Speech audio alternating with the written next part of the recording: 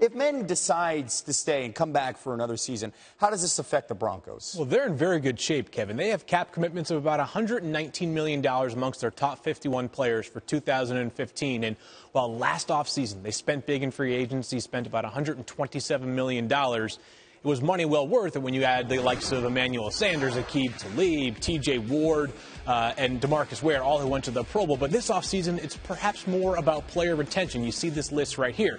Terrence Knighton, Demaryius Thomas. I think Demaryius really headlines that list, but Julius Thomas as well amongst the in-house priorities. And there's been some talk about the possibility of Peyton, if he does return, restructuring his deal. It's not like the Broncos need him to do that, though, because they're in a healthy cap spot that they can retain the key players on that list right there and be primed to make another run deep in the postseason in 2015. All right.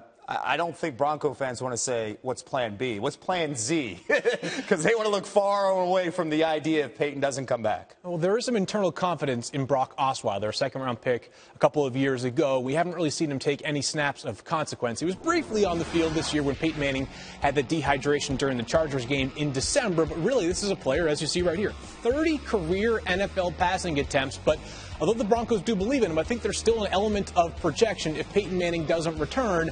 Obviously, it dramatically impacts not just the course of the AFC West, but I really think the entire AFC Conference for 2015. Osweiler was actually taken 18 picks ahead of Russell Wilson in the 2012 draft. Do we have a specific timetable here, Field? Well, March 9th is when Peyton Manning's 2015 base salary of $19 million becomes fully guaranteed, but I don't think we're going to drag on until that point, Kevin. Perhaps some point, maybe mid next week, might be sort of the back end of when we might hear from Peyton Manning one way or the other, depending on what his outlook for the 2015 season will be for the Denver Broncos. All right. Very busy week next week if this potentially goes down. The story of the offseason, Kevin.